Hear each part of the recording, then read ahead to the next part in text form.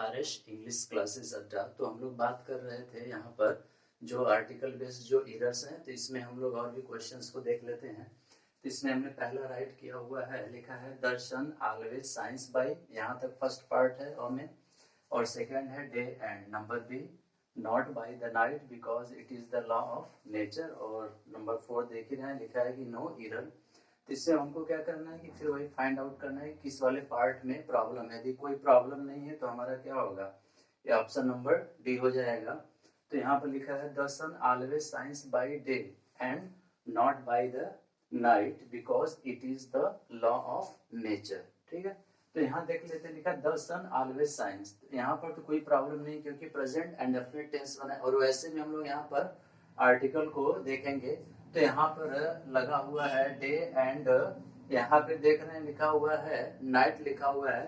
तो डे और नाइट या फिर जो इवनिंग है, ये क्या है, पार्ट ऑफ डे, यानी दिन के जो भाग होते हैं ये है, जैसे मॉर्निंग इवनिंग। ठीक है, तो यहाँ पर प्रॉब्लम क्या है कि ये जो नाइट है इसके पहले जो द का यूज किया गया आर्टिकल, ये यहाँ पर नहीं होगा। अंडरस्टैंड, फिर से वंस अगेन क्या नहीं होगा, इसे डे के पहले कोई आर्टिकल का यूज नहीं किया। और लगेगा भी तो द ही लगता है, क्योंकि जब नाउन पार्टिकुलराइज होता है तो द का ही यूज करते, लेकिन वैसा यहाँ पर कंडीशन है नहीं। The sun always shines by day and not by the night. तो यहाँ पर जो द लिखा हुआ है ये नहीं रहेगा यहाँ पर, यानी हमारा क्या है कि ये सी वाला ऑप्शन होगा। सी वाला ऑप्शन होने का मतलब क्या, यानी इसी सी में प्रॉब्लम दिया गया है। अंडरस्टैंड, यानी नाइट के पहले द नहीं होता तो हमारा क्या होता, सेंटेंस करेक्ट होता। आइए नंबर सेकंड देखते हैं, लिखा है he is in a good health. First वाले पार्ट में लिखा है he is in a good health nowadays, so he. फिर लिखा है can take part in wrestling against his opponent. Opponent का मतलब क्या होता है, राइवल, यानी जो विरोधी होता है, अपोनेंट। अब इसमें देखते हैं किस वाले पार्ट में प्रॉब्लम है। यदि नहीं होगा तो option number D will be correct.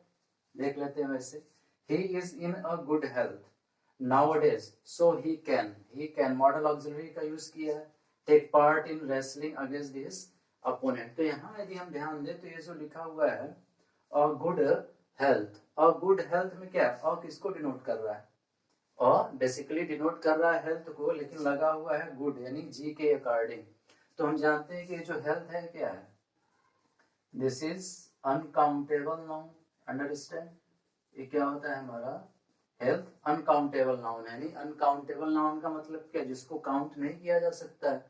तो यहाँ पर हमारा ये जो अ का यूज किया गया है, बेसिकली बताया गया कि has been used for health and that is uncountable noun. तो यहाँ पर अ का यूज नहीं होना चाहिए था। अंडरस्टैंड, केवल होना चाहिए था ही इज इन गुड हेल्थ।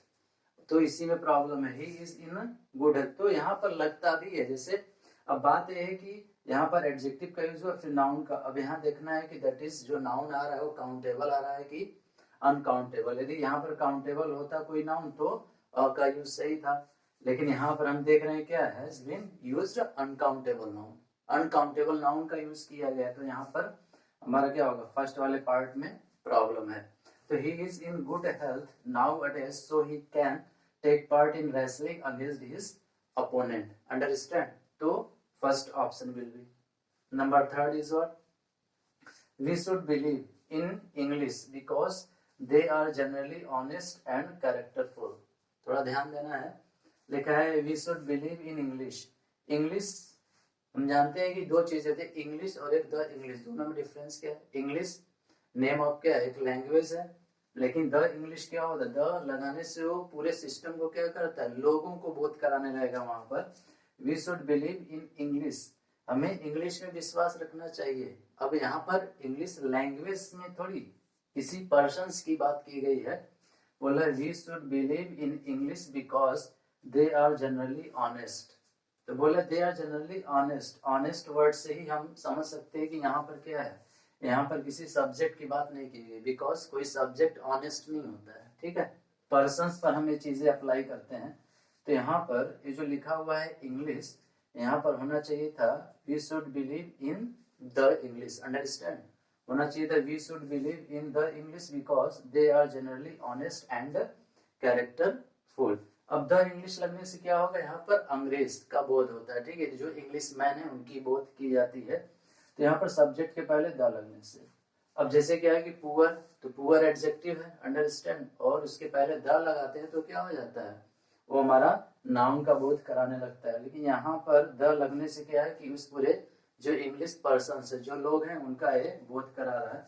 तो यहाँ पर ये द नहीं था, यानी ये यहाँ पर क्या हो जाएगा, will be option number B, यानी बी में ही प्रॉब्लम था। अक्सर क्या होता है कि प्रॉब्लम्स दिए जाते हैं, अदरवाइज एरर्स का कोई मतलब ही नहीं है। लेकिन कुछ स्थितियों में क्या, नो एरर, तो नो एरर फाइंड आउट करना, मैंने बताया कि बेसिक समझना बहुत ही नेसेसरी है, विदाउट इसके प्रॉब्लम होते हैं। और एक तो प्रैक्टिस है, प्रैक्टिस भी कब करेंगे, जब कुछ पता होगा तो आते आते चीजें आएंगी। और नंबर 4 लिखा हुआ है, Shakespeare has written many dramas and many poems. और हम जानते हैं कि शेक्सपियर कौन थे, शेक्सपियर है ग्रेट ड्रामेटिस्ट, जिन्होंने 37 प्लेज लिखे थे और 154 सॉनेट्स लिखे हुए थे। तो यहाँ बताया गया कि Shakespeare has written many dramas and many poems but former are greater than the latter. तो बता रहे कि former are greater than the latter, यानी पहले ये बेसिकली ड्रामेटिस्ट के लिए जाने जाते हैं और पोएम्स से के लिए जाने जाते हैं, लेकिन इसके कंपैरिजन में, ड्रामास के कंपैरिजन में थोड़ा कम जाने जाते हैं। तो यहाँ पर अब बोल रहा है कि वेयर इज द प्रॉब्लम, तो प्रॉब्लम एक्चुअल कहाँ है, एक बार और रीड करते हैं। Shakespeare has written many dramas and many poems but former are greater than the latter. The देख रहे हैं लेटर, तो यहाँ पर जब ऑर्डिनल्स की बात होती है, ऑर्डिनल्स का मतलब क्या है, जब एक क्रम की बात करते हैं तो ऐसे सिचुएशन में क्या होता है, इनके साथ हम आर्टिकल का यूज करते हैं।